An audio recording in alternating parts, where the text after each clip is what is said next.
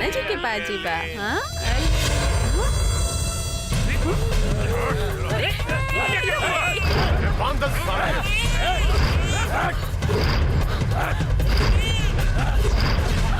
कहाँ बड़े सन रे तीनों पुतुरिया, जान अर्जुन में पेटत रहे ओकरा के हम मार देनी।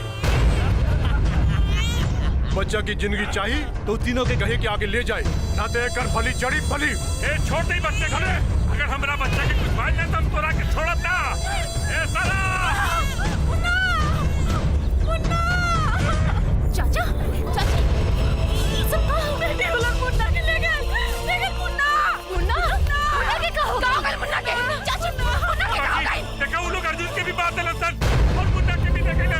मुन्ना मुन्ना बाकी संभालो अपने आप के। मुन्ना मुन्ना के अपना क्या हो गए, बाकी संभालो कर मुन्ना मुन्ना के अपना बचाओ, संभालो अपने आप के। मुन्ना के कुछ ना होई, धरती होके चाहे आकाश, मुन्ना के हम जरूर ढूंढ लेब। याद रखा, जब पाप के घड़ा भर जाला तो ओकरा के फूटे से केहू न रोक पाई। अब हमनी की निदान स्वयं भगवान के तरीके बनी भगवान के।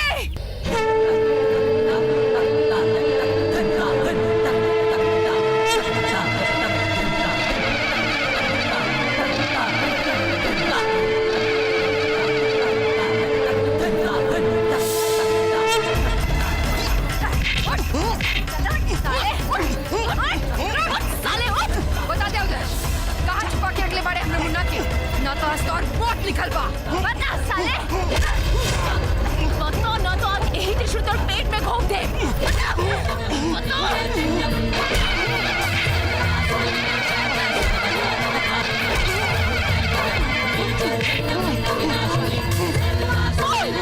आदर्श मिश्रा, बता दो। अरे किसी को मालूम आपको माफ कर दो ना, जब पाप के अंत करके होला ना तब सब पापियन के मारे के पड़ेला, मारे के पड़ेला।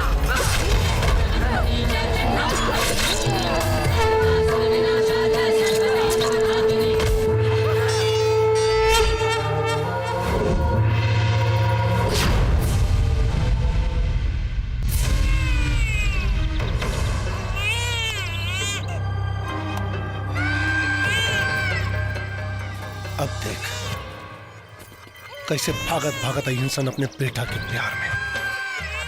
बड़ा फुदकत रहनी है सन रे, आज वो तीनों के नंगा करके ना नचौनी ना तो हमार नाम भी राजेंद्र सिंह ना। ए लागत डर के मारे बेल में छुप छुपा के नहीं सन का रे। चिल्ला चिल्ला के कान फाड़ दे ले। खोल दे रस्सी, खोल रस्सी, खत्म कर साला।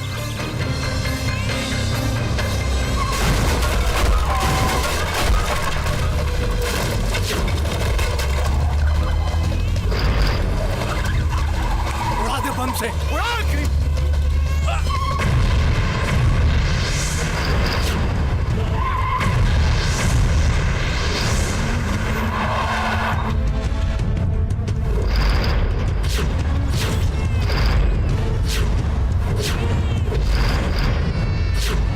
अरे जाके देख कौन है साला।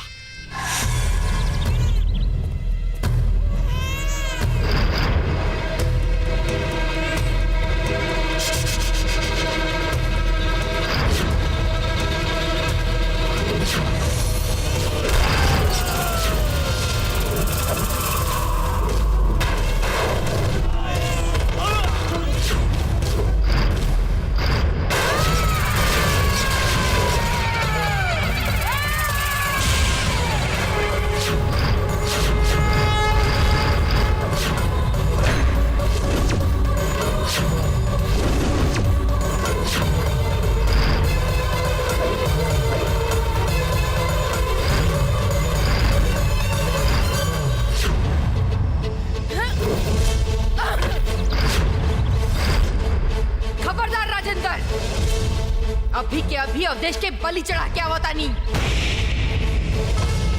अगर हमार बेटा की कुछ भइल तो आज सर्वनाश हुई। सर पे कफन बांध के ना सोने खातिर कफन लेके आइल बानी। बालक भगवान के रूप होला, और आज यह बालक के कारण तोहनी सबके मौत हुई। बढ़िया, सब कुछ तहस नहस हो गई, फिर भी होश ठंडाइल ना है। मगर अब ठंडा जाई, ऐसा डंडा ढकेलब के ऊपर से ना नीचे से प्राण निकली। हमारा भाई की जान से मार देने सन, आज हम तोर बेटा का जान ले। रुक जा ब्रिजेश, हमनी जाइब त जाइब, बाकी तोहनी लोग के साथ लेके जाइब।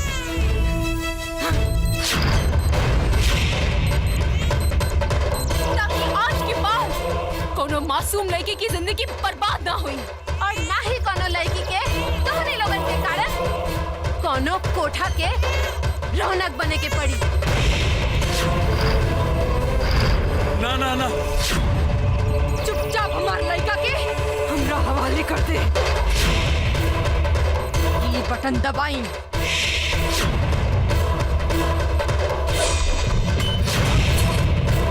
खत्म कर।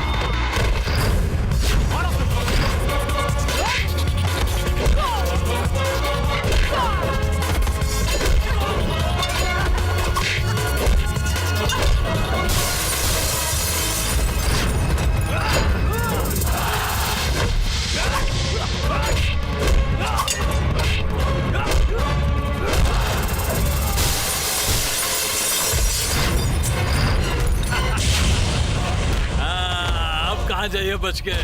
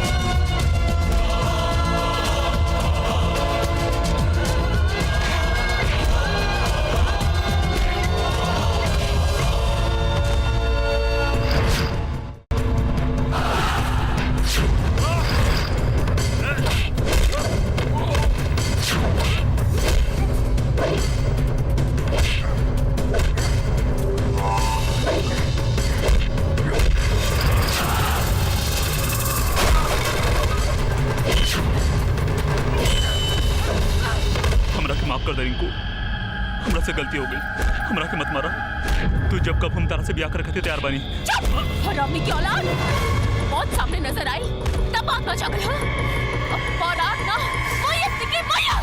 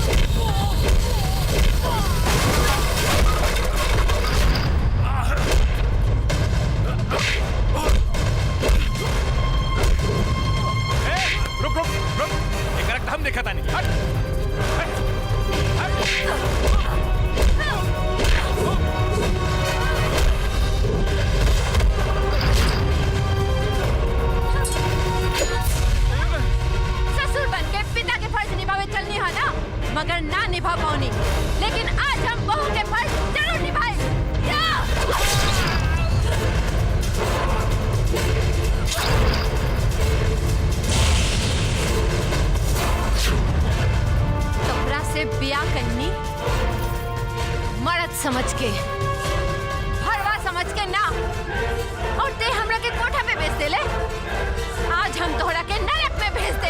हमरा के छोड़ दा, आखिर हम तो हर पति है। पति? ते हमरा के कभी पत्नी मान लेला? हाँ?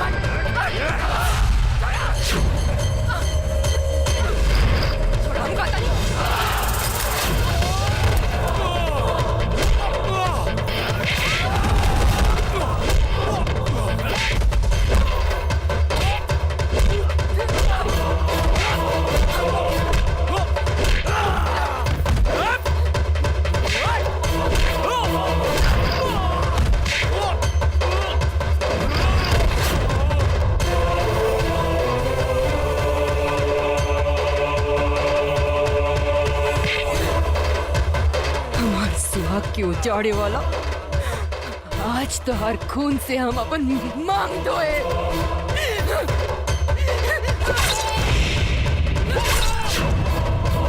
तब जाके हमरा पति की आत्मा की शांति मिली।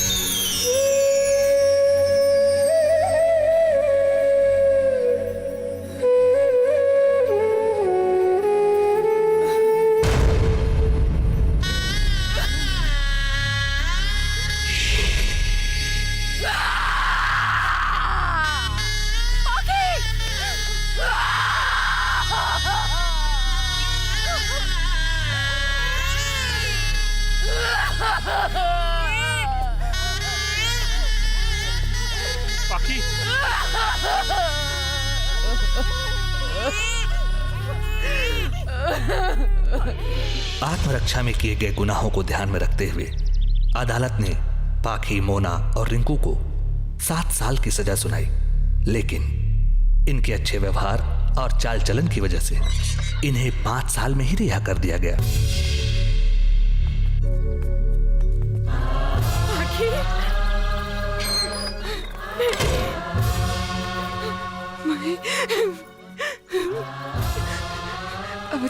गुड लक मुन्ना।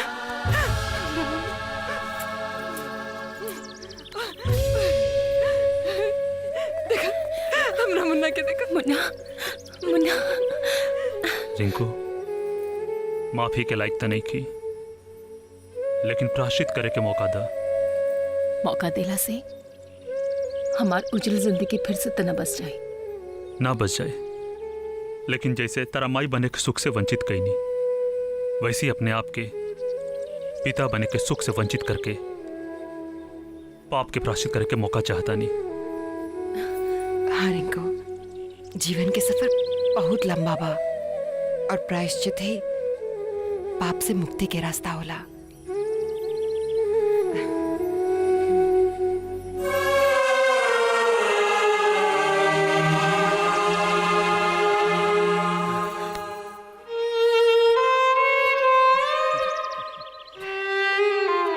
हम ही देखे नहीं आई कि जेल के सलाख रोलों के तेवर तोड़ देले बा कि अभी ले बाकी बा। तब का हिलाइल बनी? अगर वह सबके इजाजत होके तो मुन्ना के हम अपन जीवन साथी बनावल चाहता।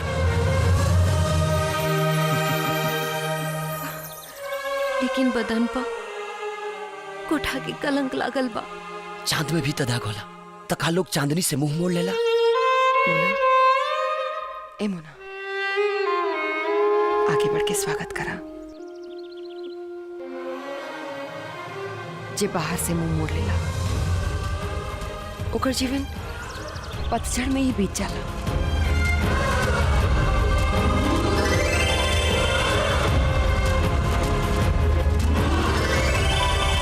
अब तू